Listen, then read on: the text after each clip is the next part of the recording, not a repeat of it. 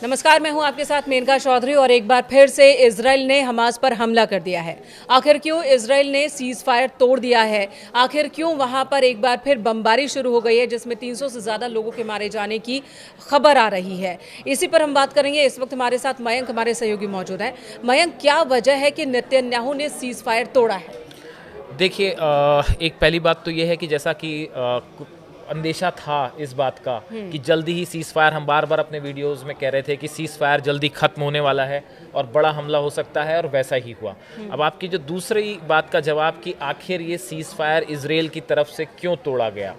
देखिए, इजराइल ये चाह रहा था, नेतन्याहू ये चाह रहे थे कि बंधकों को लेकर जो डील है वो उनके शर्तों पर हो जाए, लेकिन इस बात के लिए ना हमास तैयार हुआ, ना फिलिस्तीनी संगठन तैयार हुए, और चाहे अमेरिका हो चाहे इजराइल हो, इनकी तरफ से दबाव डालने की जितनी कोशिशें की गई वो सब की सब नाकाम हो गई। फिलिस्तीनियों की तरफ से ये साफ संदेश था, हमास की तरफ से ये साफ संदेश था कि देखिए, जैसा कि तय हुआ था कि पहले दूसरे दौर की जो बातचीत है वो शुरू होगी, उसमें फिर बंधकों की रिहाई के लिए जो शर्तें रखी गई हैं उन पे चर्चा होगी, और उसके बाद एक परमानेंट पीस, परमानेंट सेटलमेंट की बात होगी, परमानेंट सीज फायर की बात होगी, उसके बाद बंधक रिहा किए जाएंगे।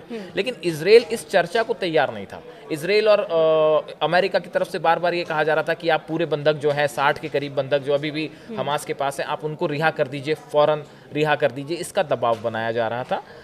लेकिन ऐसा करने के लिए हमास तैयार नहीं था। लेकिन अब हमास ने चेतावनी दी है कि इजराइल ने अपने बंधकों की जान खतरे में डाल दी है, देखिए, बलि का बकरा बना दिया है। और अमेरिका जरूर कह रहा है कि हमसे पहले बातचीत हुई, हमारा समर्थन है इजराइल को। देखिए, लेकिन अब क्या होगा? ये बिल्कुल ठीक कहा आपने कि जो बंधक अभी भी हमास के पास हैं, करीब 60 बंधक अभी भी हैं जिन्हें दूसरे दौर में छोड़ने की बात हो रही थी। अब इनकी जान को खतरा है, ऐसा हमास की तरफ से कहा गया है, और अगर ऐसा कुछ होता है तो हमास का कहना है कि जिम्मेदार खुद नेतन्याहू होंगे।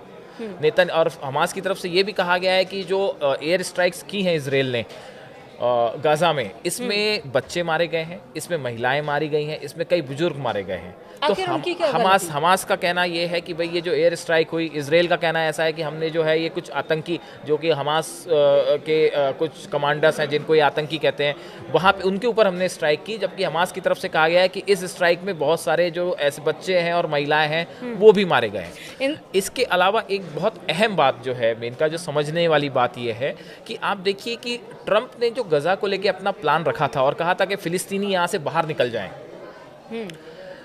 ये प्लान के खिलाफ जो है, इस प्लान के पैरेलल रूप से मुस्लिम देशों ने भी, एक खासकर इजिप्ट ने, और जिसको मुस्लिम देशों ने स्वीकार भी कर लिया था, गजा को लेकर एक अपना प्लान तैयार कर लिया था, जिसमें फिलिस्तीनियों को वहीं पे बसाने का प्लान था।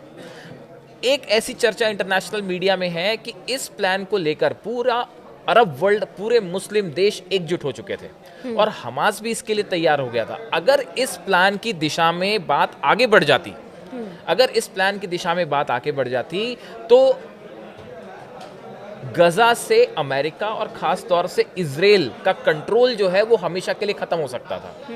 ये एक बड़ी वजह है जिससे जो डर लगातार इजराइल को सता रहा था कि कहीं ऐसा ना हो कि इसको लेके बात आगे बढ़ जाए। जो दूसरा प्लान तैयार किया है अरब कंट्रीज ने, इसको लेके अगर बात आगे बढ़ जाती है तो गजा के ऊपर से नियंत्रण इजराइल का हमेशा के लिए हट सकता है। अब आगे क्या?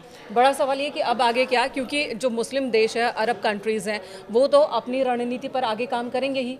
गजा को उनका समर्थन हासिल है, और जिस तरह से गजा में महिलाओं को, बच्चों को, उनकी हत्या की खबर आ रही है, तो संवेदनाएं और ज़्यादा उनके साथ जुड़ती देखिए, दिख अब रही है। इसमें हम वहीं पे आके खड़े हो गए हैं। जो 17 महीने का युद्ध चल रहा था, बिल्कुल, वो 2 महीने के लिए बीच में करीब रुका, उसके बाद अब ये फिर से शुरू है। तो हम उसी स्क्वायर पे बैक टू 0-1 आके खड़े हो गए हैं जहाँ पे लड़ाई हो रही है, और हमास की तरफ से भी ये साफ कहा गया है कि इसका बड़ा जवाब जो है वो इजराइल को दिया जाएगा। एक तरफ देखिए, हुतीज के ऊपर अमेरिका एक्शन कर रहा है, बिल्कुल ठीक है। हिजबुल्लाह के खिलाफ जो लिबनन में वॉर था वो एक किसी निर्णायक मोड़ पे नहीं है, हो सकता है उनके साथ जो सीज फायर है वो भी कितने दिन तक रहेगा कुछ पता नहीं है। जितने अरब कंट्रीज़ हैं, मुस्लिम कंट्रीज़ हैं, वो सब ये चाह रहे थे कि गज़ा को लेके किसी तरह से फिर से युद्ध ना हो, ये सीज़ फायर शांति रहे, रमज़ान का महीना चल रहा है, ऐसे में किसी तरह की जो है वो हमला ना हो। लेकिन उसके बावजूद ये इजराइल की तरफ से जो कार्रवाई की गई है, इसको लेके अलग अलग बयान आए हैं। न सिर्फ हमास ने बल्कि कई देशों ने कहा है कि प्रोवोकेटिव एक्शन है, जानबूझ के जो है वो भावनाओं को भड़काने वाली ये कार्रवाई की गई है, जिससे जाके शायद युद्ध एक बार फिर से युद्ध की दिशा में इस पूरे एरिया को झोंक दिया गया है।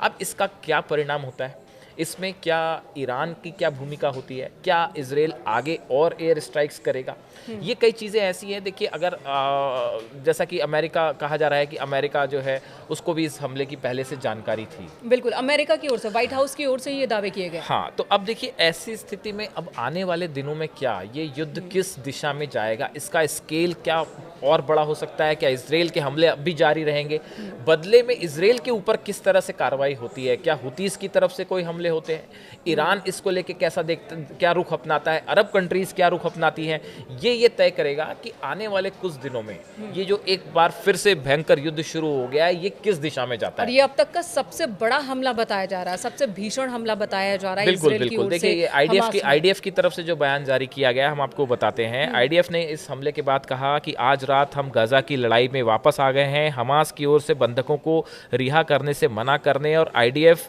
के सैनिकों को नुकसान पहुंचाने की धमकियों के मद्देनजर हमने ये हमला किया है। ये इजराइल और आईडीएफ का कहना है, जबकि हमास का कहना ऐसा है कि भाई हम तो बातचीत के लिए पहले से तैयार थे, लेकिन इजराइल अपनी शर्तों पे लगता है कि वो हमला कर भी रहा है, लेकिन खुद को जिम्मेदार देखिए। अब एक इंटरेस्टिंग बात आप देखिए कि ये जो हमला हुआ इसके बारे में अंदर जानकारी निकल के आ रही है कि इसकी तैयारी एक महीने पहले से कर ली गई थी। बिल्कुल, मतलब सीज फायर जो है वो तोड़ना है, ये पहले से तय हो चुका था। तो ये जो डुअल स्टैंडर्ड है, इसकी सोशल मीडिया में बड़ी चर्चा है, इंटरनेशनल मीडिया में, कि जब एक महीने पहले से आपने इस हमले की तैयारी कर रखी थी तो क्या आपका सीज फायर सिर्फ एक प्रकार का दिखावा था। और हमास को बार बार ये डर सता रहा था कि अगर हम पूरे बंधक एक बार में रिहा कर देते हैं तो क्या ये स्ट्राइक उसके बाद हो जाती।